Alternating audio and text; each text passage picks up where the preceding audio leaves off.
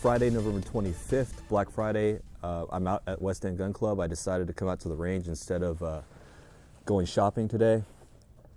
And if you notice, I've got the Savage 10FP here that I've been shooting the past couple range vlogs, and I put this Weaver T36 scope on here because since I've been having grouping issues, I wanted to eliminate the scope as a possible factor.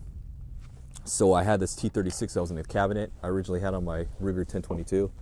Decided to throw it on this rifle to try it out. It's not a great scope for any kind of tactical use because 36 power is way too high power or high magnification for any kind of, tactical shooting. But for just bench press shooting, this is a great scope. Fine crosshairs, 36 power magnification. But I went ahead and already zeroed it at 25 yards, so trying to get it on paper at 100 should be relatively close as far as windage. The elevation might not be good though.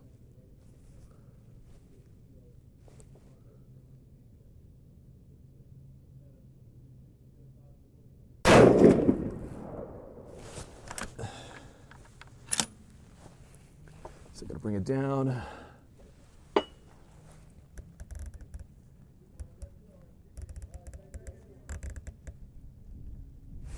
And the thing with this scope is it's a 1/8 MOA per click, so you don't have much travel on the actual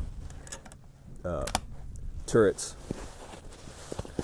So it's not a very good scope for any kind of mid-range to long-range use either.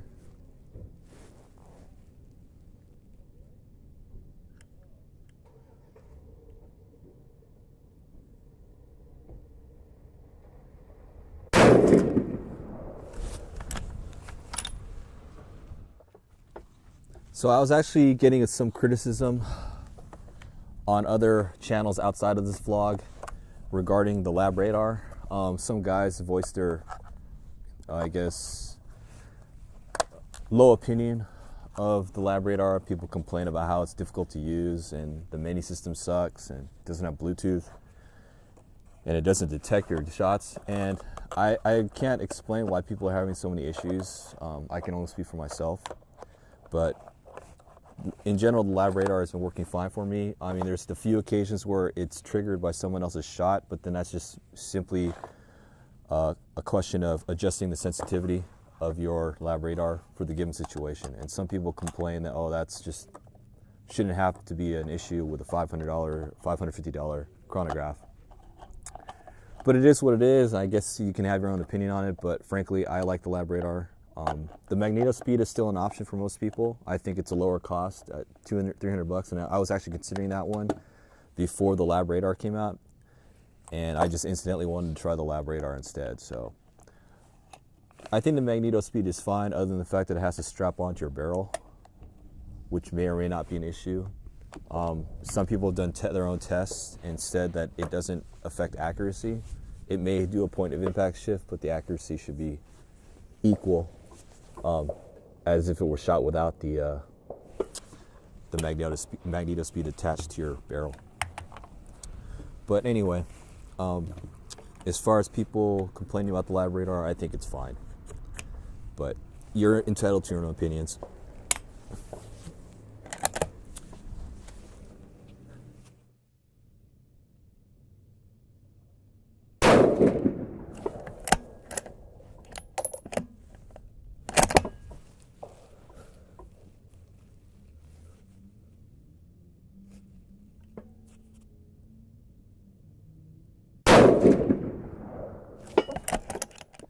I'm running these Magpul, the PMag ACs, which are the Magpul version of the AICS pattern magazines.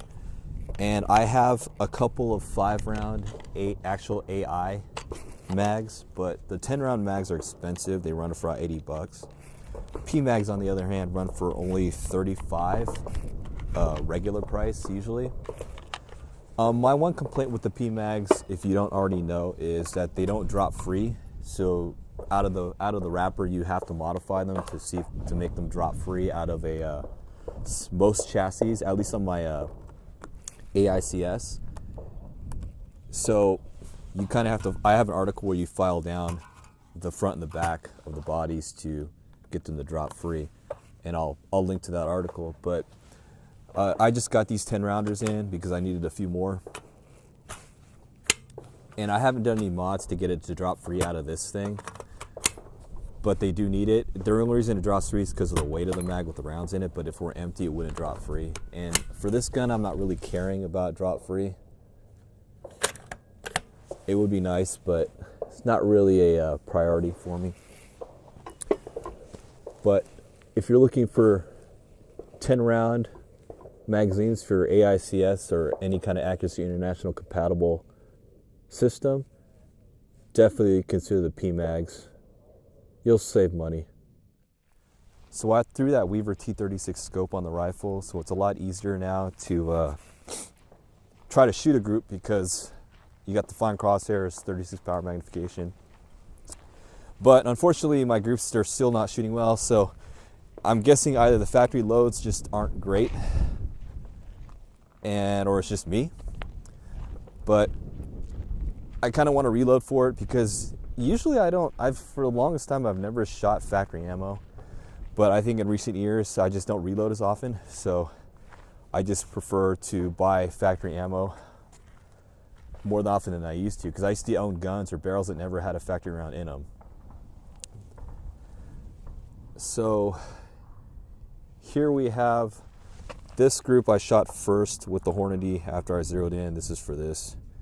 I threw that one, so that's pretty decent. I knew I threw this one, so the group is hovering around about a half minute, I would say. And then this is another group, which is kind of bad. Then I shot the prime ammo. I threw this one, so that's actually shooting decently. I threw that one for a fact, and so this is a nice 4-round group. And this one, I have no idea what I did here. And this is the last group I shot with prime, which is actually half decent except for this one. So I think the prime ammo in general is shooting under a minute if I can hold it good or hold it well. But obviously most people are wanting better than a minute of angle accuracy. They want, half minute or better. So it is what it is. So I'm going to just keep shooting up this prime ammo and reclaim the brass. But for those that haven't been paying attention, Lapua has officially announced the availability of 6.5 Creedmoor brass in Q1 of 2017. So Lapua will be making 6.5 Creedmoor brass. But with the caveat, it's only small primers only. They don't make they will not be making a large primer pocket version of that brass. So a lot of people complaining about that, but the other half are really in favor of that because people have found that small rifle primers are a little bit more consistent and they have better, they result in longer lasting brass for high pressure cartridges. So like a 308 Winchester, you can get that brass in small primer pockets for PAMA shooting specifically. But a lot of people have adopted small primer pockets for 308. Personally, I have not, because I just have a lot of large rifle bench primers.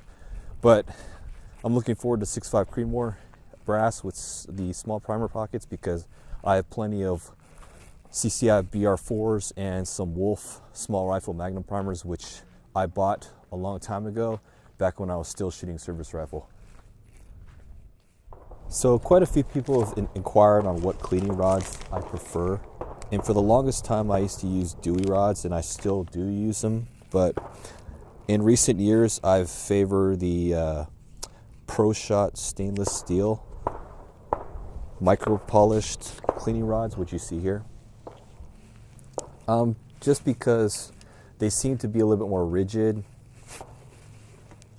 than the coated rods, because the coated rods are actually thinner in diameter, because in order to put the coating on it, you need to make a thinner rod.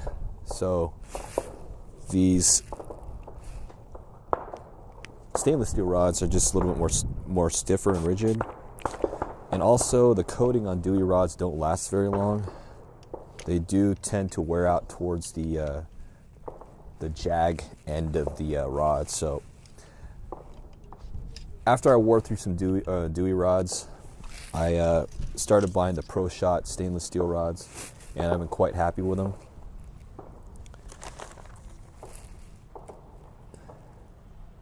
and I just use the Pro Shot Pierce style jags. A lot of people like the wraparound jags, but I prefer just the Pierce jags. They're just easier to use. Now, as far as patches are concerned, I prefer the Butch's triple twill, or the Butch's Borshine triple twill patches. These are by far the best patches I've ever used in my years of shooting. Avoid the crap that you might find at your local gun store, which might be just standard cotton, because those are almost worse than cut up t-shirts, because the problem when you pierce those is they tend to, the jag will pierce straight through it. And so they're really bad for cleaning. The triple twills are very strong, and if you size them right, they're not difficult to run through your bore. So right now for the 6.5 barrel, I'm using 1.5 inch patches, triple twill patches with a 6.5 millimeter jag.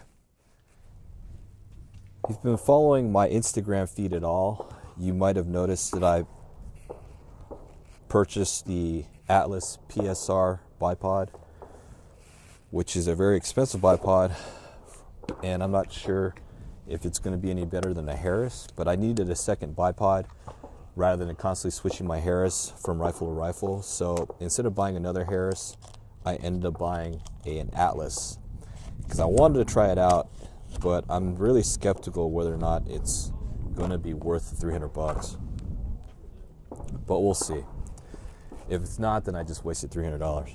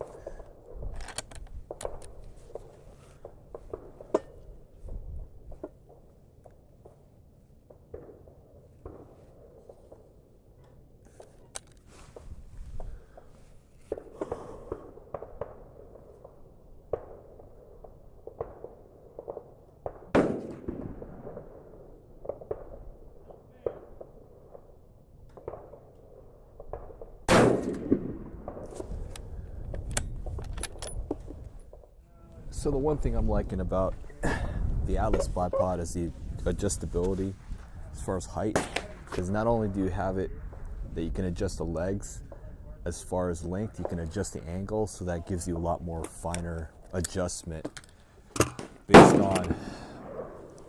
based on what you have for a rear support rest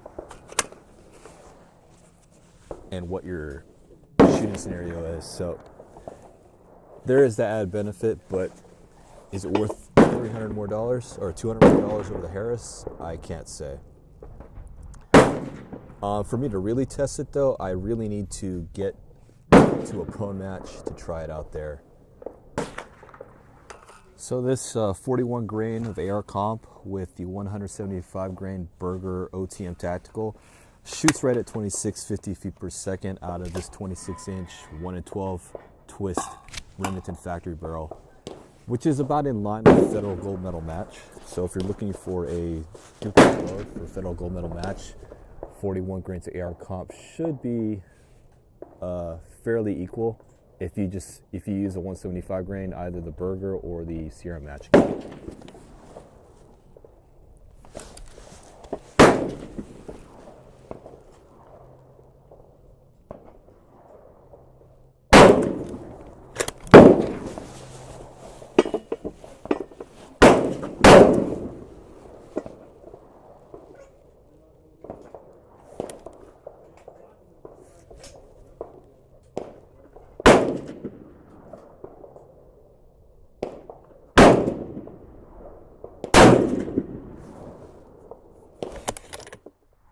So just a little insight into this AR comp load, 41 grains of AR comp with the 175 grain Burger OTM Tactical.